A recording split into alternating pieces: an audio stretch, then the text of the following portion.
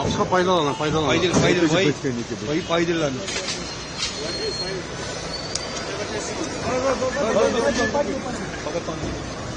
Bakın almış. Vay park. Ja, beschmei, ja.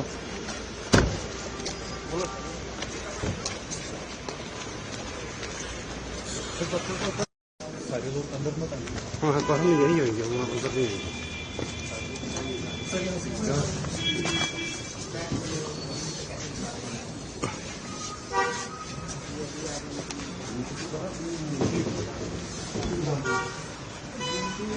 अबे ये क्या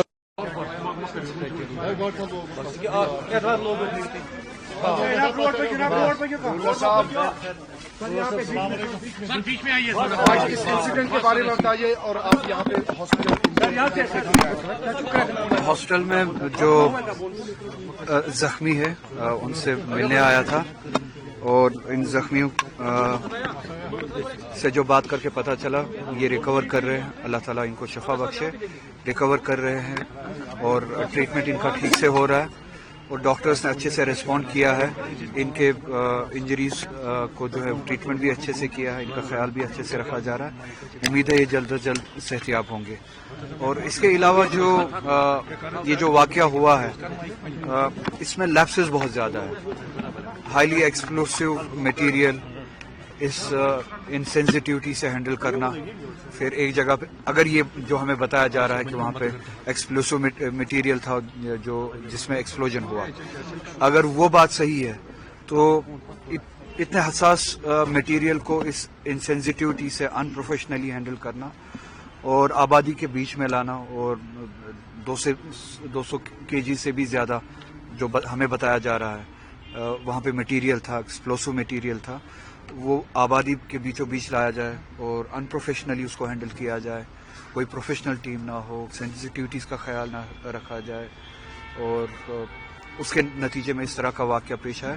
तो ये बहुत बड़ी लैप्सेस है जिसके नतीजे में न सिर्फ वहाँ पे माली नुकसान हुआ है, शहर के बीचों बीच में माली नुकसान को पूरा किया जा सकता है, मगर जो जानी नुकसान हुआ है उस जानी नुकसान को पूरा नहीं किया जा सकता। आपने देखा होगा कि कल कितने लोग इस हादसे का शिकार हुए। इसका असर न सिर्फ उनकी जान गई है बल्कि उन खानवादों पे, उन फैमिलीज पे भी उम्र भर रहेगा।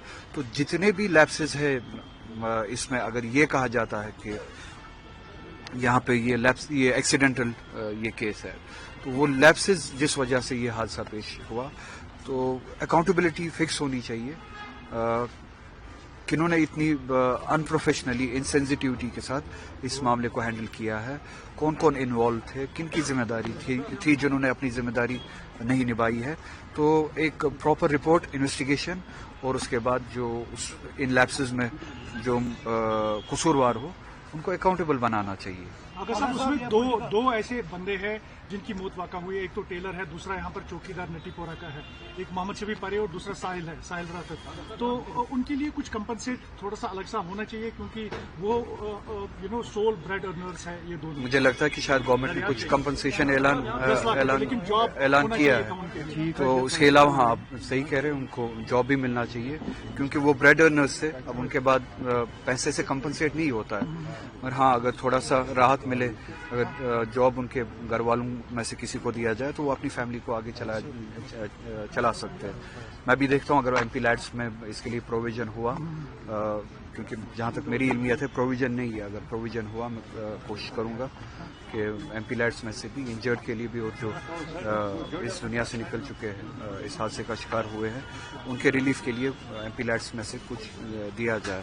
उससे ज़्यादा मैं यही बात करूँगा, उनके लिए कंपनसेशन यही होगा, या तो ये बात साबित की जाए कि ये अगर ये कहते हैं कि ये एक एक्सीडेंट था, ये पहले ये साबित करे कि ये एक्सीडेंट था, एक्सीडेंट के अलावा कुछ नहीं था।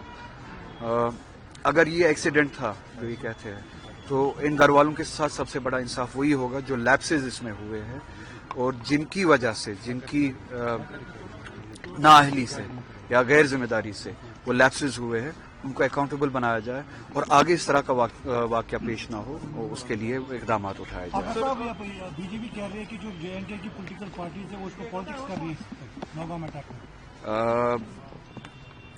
میں تو ابھی بھی کہہ رہا ہوں کہ یہ خود بتائے کہ کیا یہ اٹیک ہے یا ایکسیڈنٹ ہے. پہلے جموں کشمیر میں کسی نے جو ہے رش میں کوئی اسٹیٹمنٹ نہیں دیا, نہ عام لوگوں نے نہ پالیٹیشنز نے. ہر کوئی یہ کہتا ہے کہ اس کو انویسٹیگیٹ کیا جائے اور ہمیں حقائق جو ہے بتایا جائے. اگر یہ ملیٹنٹ اٹیک تھا یا ٹیررسٹ واقعہ تھا ہمیں وہ بتایا جائے. اگر یہ ٹیررسٹ واقعہ نہیں تھا تو یہ اتنے بڑے لیپسز, اس حد تک لیپسز کیوں ہوئے؟ اب سیاست اگر کرنی ہوتی تو میں اپنے اسٹیٹمنٹ میں یہ بتاتا کہ وہ گورنمنٹ ذمہ دار ہے, یہ گورنمنٹ ذمہ دار ہے. کیونکہ ابھی بھی آپ کو پتا ہے کہ security, police, law and order یا اس طرح کے معاملات جو ہے وہ ابھی بھی ایل جی کے ہاتھ میں ہیں. تو یہ لیپسز جو ہے اس کی اکاؤنٹیبلٹی انہی تک چلی جاتی ہے.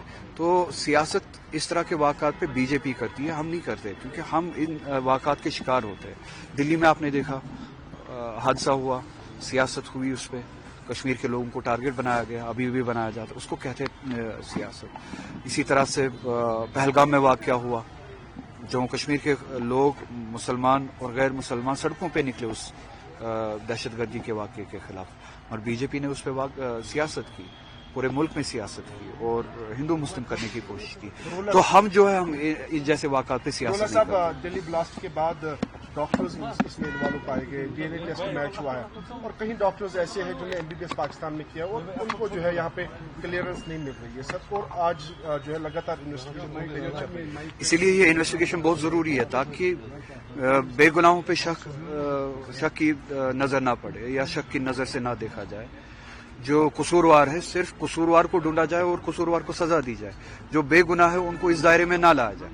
اسی لیے ہم چاہتے ہیں کہ انویسٹیگیشن ختم ہونے سے پہلے کسی بھی کنکلوژن پہ کوئی بھی نہ پہنچے.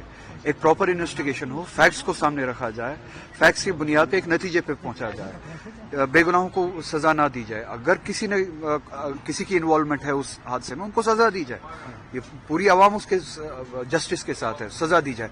مگر بے گناہوں کو اس واقعے کے زد میں نہ لایا جائے. گھر گرایا گیا, کس قانون کے حساب سے وہ گھر گرایا گیا؟ گھر کو ڈیمالش کیا گیا. جسٹس کا کون سا نظام آپ کو کہتا ہے کہ آپ انویسٹیگیشن ختم ہونے سے پہلے ہی اور ایک قصوروار کی سزا بے قصور کو دیں؟ بڈگام الیکشن کے بعد کہا گیا کہ آپ نے خودکشی کی, سیاسی میں نے کل اس پہ بات کی.